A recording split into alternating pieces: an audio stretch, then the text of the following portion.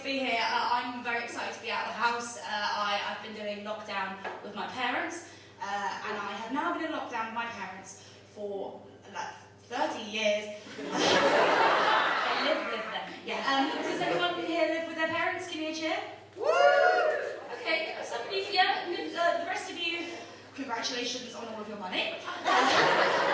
Basement full of oligarchs, apparently. I live with both my parents, right? I do like it. I spent lockdown trying to pick a favourite, and I landed on my dad, right? My dad is my favourite because he's got a really sweet sense of humour. So he tells all these like naff dad jokes. We know the genre, it's all kind of cheesy and shit. Do you like them? Great, okay, good, because I'm gonna read some out. So I've written some down just because they're getting like a little bit spicy. So it's not racist, don't worry. Okay, this one. He said, I bought some shoes off a drug dealer. I don't know what they were laced with, but I've been tripping all day.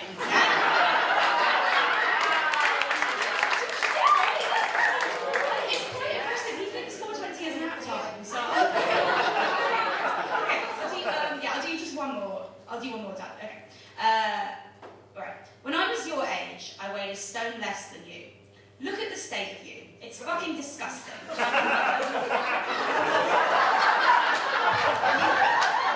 a mum joke, sorry.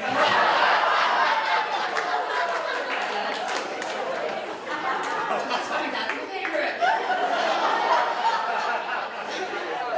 I'm so glad when that's relatable. I'm so I do love my mum. My mum is great, but she's so pushy. Like, at the moment, she's just like desperate for me to find a partner because I'm single, right? And sometimes she's really encouraging with it. She's like, "Oh, come on, babe, you're sexy, single, ready to mingle." But since it's got worse because since I turned 30, that has become frumpy, dumpy, and ready for humpy. And she keeps saying to me like, "Why don't you have a partner?" She keeps asking, and I've realised if I don't give her an answer, she will provide theories. The theory at the moment is that I end relationships for really stupid reasons, and like, thinking about it, she might be right, because just going back through the last few, like my last partner, it ended because like I couldn't. This is going to sound darker than it is, but it isn't. Just like unclench your bum holes and get ready. So I couldn't do the things he wanted me to in bed. Is basically the issue, and it's not because I wasn't willing. It's just because like I could not take him seriously. Because I'm a comedian, I always want to find the joke in things. So when he wanted to do dirty talk, like genuinely, one time he asked me if I'd been a bad girl, and I was like, "Oh yeah, I don't think I filled in my tax return properly." I thought it was very funny, but he got soft. And then, like, it was just, by the way, with dirty talk, like, if you enjoy it, no judgment, but I don't get it. It's like, we're already, like, doing a fuck. Like, I don't know how to, like, narrate what is already happening in media res. Like, presumably for the visually impaired viewers at home. Honestly, it was so difficult. He also, like, be doing, like, role play. But again, I couldn't take it seriously. So, and when he asked me to take it seriously, that meant I had to sort of access my GCSE drama skills. So I was thinking about like finding the space and living with the knees. That's sexy. And he asked me to be like a sexy nurse. But I then just thought, well, you know, this is very unprofessional. Neither of us are wearing any clothes. The NHS is enough to be dealing with at the minute.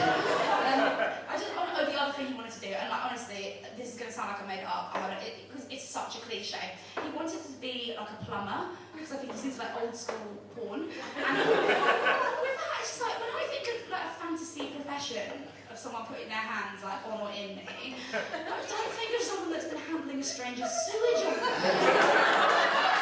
That would be still my beating fanny. It's not. It's not what I want. So that ended.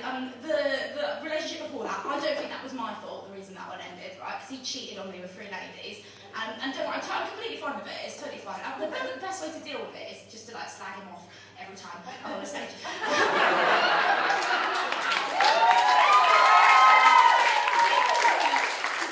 a comedian, but I can't name him anymore because I got in trouble. Because he literally put like all of his genitals inside 3 other women. So it's not all of them, not his balls, no. That was our thing. So what I wanted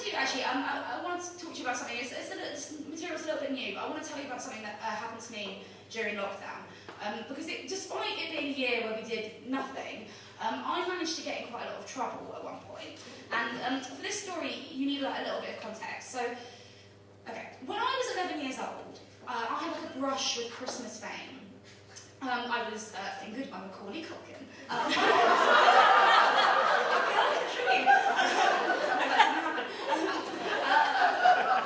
For legal reasons, I have to say that didn't happen. When I was 11 years old, I was in a Christmas film called Love Actually.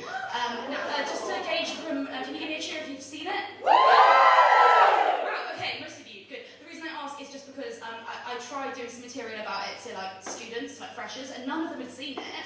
So I like panicked and just started like dabbing for the rest of the and to connect with them. Okay, this is good. So you've seen it. Okay. So in Love Actually, I was a very small part. I was the daughter of Emma Thompson and Alan Rickman. I was a lobster.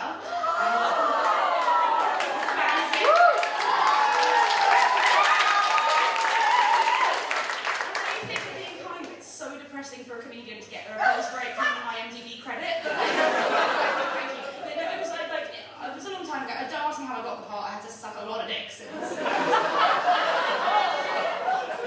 My mum sucked the dicks. It's fine. It was a buttonboard. Okay, so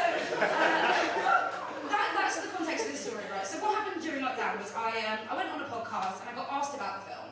And I gave a very honest answer, which was that I don't have any massive opinions on it. I was very grateful to have been in it, obviously, but it's not really for me. It's a bit cheesy. I think it's aged a bit badly. It seems a bit sexist now. And then I didn't think that's not the funny bit, okay? That's just my opinion, right? It wasn't a big opinion. I didn't think anyone would listen to the podcast. But then what happened was some ridiculous Beelzebub from the Daily Mail. He listened to it and he turned it into a story, because apparently there's been like a real dearth of news over the last year. He turned it into a story, and he made a story, then everyone copied it because it was free, so it was like the Sun, the Star, the Express, Daily Mail, like everyone had it. It started out as like, child star, I'm 30, child star brands Christmas film as sexist and cheesy. But then it got more and more sensationalised, and they started making the headlines like, child brat pisses on Alan Rickman's grave! Says Christmas is a right-wing hoax! It was so angry about it. And then what happened was, the public had a lot to say. Very chatty people, the public. Lots of opinions. They sent me lots of messages. They were very upset. I didn't understand why they were so upset, but my friend pointed out to me that all British culture is World War II and Love Actually. And I shouted them off of it. So they were very upset. I'd said in the podcast, I quoted actually from an article in The Independent, I'd said all the women in Love Actually were passive objects to be acquired. Right, and then I got a bunch of people, men, who were messaging me, being like, well, I think you'll find there's nothing more festive than passive ladies, actually. The angel on the tree, she's a symbol of that, and the tree's a big old dick going right up her. So, very angry. The other thing they kept calling me was an ugly slut, which is like, no, that one I actually quite liked it, because I wasn't offended, like, because, whatever, like, beauty is subjective, but they think I'm a hideous woman who has somehow managed to do very well for herself. Like, oh, wow, I've really made the best of it. Then, the point at which it got so fucking ridiculous was a radio show. Presenters started, like, bitching about me. It was on, you guys know LBC? Yeah, so Letting Bigots Complain.